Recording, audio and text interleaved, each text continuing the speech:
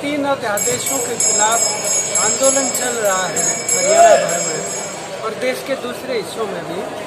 उसके सिलसिले में आज क्योंकि लोकसभा का पहला दिन है, कोरोना काल में ये अभी जो खुला है, तो पहले दिन आज हम रोहतक के अंदर अपना विरोध दर्ज करवाने के लिए तीनों अध्यादेशों के खिलाफ आज यहाँ मंडी में जो हमारे मतलब आढ़तिया एसोसिएशन के जो लोग हैं उनके साथ मिलके ये विरोध सभा की है और ये 20 तारीख तक निरंतरता में कल भी हम विरोध करेंगे। 11 बजे जो है वो छोटराम चौक से शुरू करके और उपायुक्त कार्यालय तक जाके वहाँ पर भी धरना देंगे।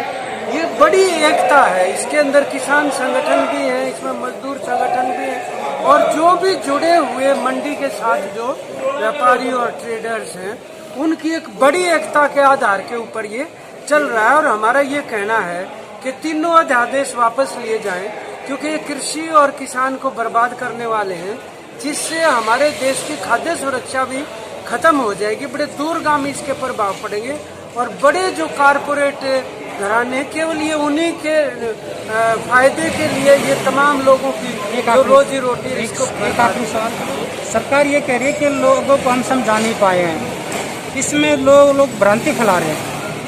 देखिए बात ये है, अध्यादेश जारी करने का कोई औचित्य नहीं होता। संविधान में लिख रखा अगर कोई आपात स्थिति हो तभी करना चाहिए, तो कोई इमरजेंसी नहीं थी। इसका मतलब साफ है कि उनकी नीयत में खराबी है, इसलिए उन्होंने यह अध्यादेश जारी किए कोरोना काल के बीच में और इसीलिए वो आपदा को अवसर में बदलना जो कह रहे हैं ये उसके तहत किया हुआ है, वरना वो बहस करवाते। अगर उनको ये इस बात का गुमान है कि ये लोगों ने पढ़ा नहीं होगा, ऐसा नहीं है। हमने उनको पूरा का पूरा 8 पेज का दस्तावेज देके एक एक चीज को तफसील से बताया है कि ये इसके हानिकारक प्रभाव पड़ने वाले हैं। हरियाणा के जो कृषि मंत्री हैं वो कह रहे हैं जेपी दलाल के लाठीचार्ज हुआ ही नहीं, वो दुष्यंत चौटाला ये कह रहे हैं कि इसकी जांच होनी चाहिए। हम कुछ जो राज्यसभा सांसद हैं वो कह रहे हैं कि भाई कुछ शरारतों ने हमला कर दिया, कोई कांग्रेस को दोष दे रहा है। बात ये है कि वो तो यूं भी कहते हैं कि भाई इसके ऊपर राजनीति हो रही है। अब जो सत्ता में चला जाए वही आवाज उठाने के वाले के ऊपर ये आरोप लगा देता है राजनीति हो रही है। ये तो सारा देश जानता है कि उस दिन लाठीचार्ज वहाँ पे हुआ है, क्योंकि खुद सरकार के भी मिनिस्टर इस बात को कह रहे हैं कि दुर्भाग्यपूर्ण है, अफसोसजनक है, नहीं होना चाहिए था। तो अब जांच करवा लो, हम तो ये कह रहे हैं निष्पक्ष जांच हो जाए, साफ बात सामने आ जाएगी निश्चित रूप से। और जब आप खुद कह रहे हैं कि हम इकट्ठा नहीं होने देंगे लोगों को और लोग वहाँ पे गए इकट्ठा होकर अपनी बात कहने के लिए, तो जाहिर है कि खोट तो इन्हीं के अंदर था। जो बाद में उन्होंने परमिशन दी रैली की, वो पहले भी तो दे ही सकते थे। और हर बिंदु पे पकड़े गए हैं लोग वहाँ जाते हुए। आप परिचय दीजिए पहले।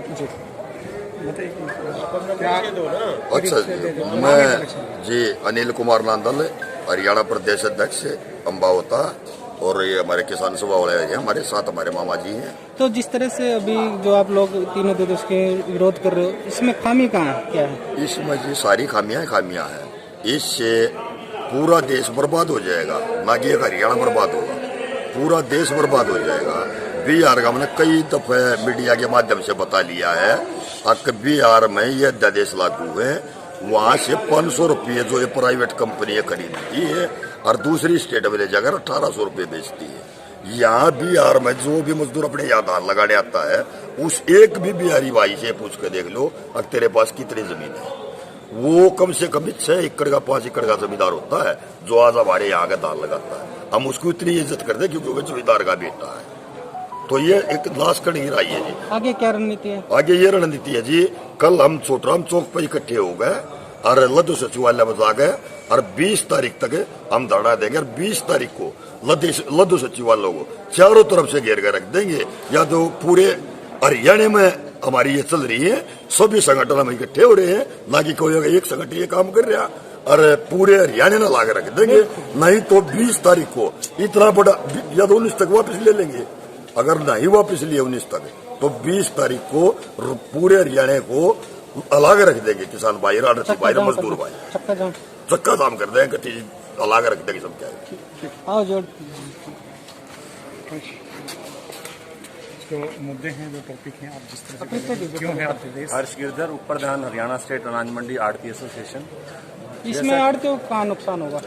आड़तियों का सीधे तौर पर मैं एक बात कहना चाहता हूं कि अध्यादेश में सबसे पहले जो पहला नियम है उसमें ये कहा गया है कि मंडी के बाहर टैक्स नहीं लगेगा और मंडी के अंदर टैक्स लगेगा। आज की डेट में अगर सरकार देखा जाए तो 4% टैक्स गेहूं पे और धान पे लगता है।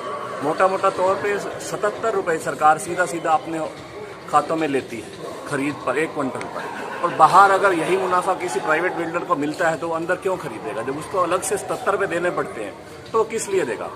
उसको बाहर से जब मिलने का ऑप्शन है, एक 77 रुपये कम मिल रहे हैं और 2.5% की दामी भी नहीं देनी पड़ रही, 6.5% में लेके चलो आप 150 रुपये पड़ते हैं कम से कम ये, और उसको ये सीधा सीधा फायदा है 150 करोड़ का वो इस करके। लेकिन ये हमारा जो नाता है जमींदारों के साथ, हमारा जो पीढ़ियों से चला आ रहा है, ये उसको नाते को तोड़ना चाहते हैं। लेकिन ये आप इतिहास में पहली बार हुआ है कि किसान और आड़ती एक साथ खड़े हुए हैं। ये अंदर से ये हमें तोड़ना चाहते हैं, लेकिन इनको ये नहीं पता कि हमारा पीढ़ियों दर पीढ़ियों चला आ रहा साथ है, इसको तोड़ नहीं सकते चाहे कितने ही काले कानून ले आए। हमने अपना अध्यादेश के लिए बोला है सरकार को, अगर नहीं लेती तो हम इनके साथ हैं। कल से ये 15 तारीख से धरना प्रदर्शन में हम इनके साथ होंगे और 20 तारीख से जैसे आदेश होंगे हम उसके साथ रहेंगे इनके साथ। तो आड़ती एसोसिएशन क्या कर रही है? मंडी में जो धरने बंद करने की आपने ऐलान किया? मैं वही बात कहना चाह रहा हूँ, भाई साहब ने ठीक सवाल पूछा है कि हमारे गेहूं के भुगतान जो दामी का भुगतान है उसमें से 14 रुपये 43 पैसे पर क्विंटल के हिसाब से काटा गया। हमने सरकार को चेतावनी दी, अगर 17 तारीख तक हमारा 160 करोड़ का भुगतान जो हमारे थ्रू काटा गया है वो हमारे खातों में नहीं आता तो हम 18 तारीख से मंडियां निश्चितकालीन के लिए बंद करने जा रहे हैं। इसके अलावा इन्होंने हमारा 42 करोड़ रुपए ब्याज काटा है, आड़तियों का दामी में से काटा गया है, वो आज तक हमारे जमींदार भाइयों, किसान भाइयों खाते में नहीं पहुंचा है। और हम ये चाहते हैं कि सरकार इस कार्रवाई को जल्द से जल्द करे और जिससे कि हमारा भाईचारा जो है, नाता जो है जमींदारों के साथ, वो पूर्ववत बना रहे। ठीक है।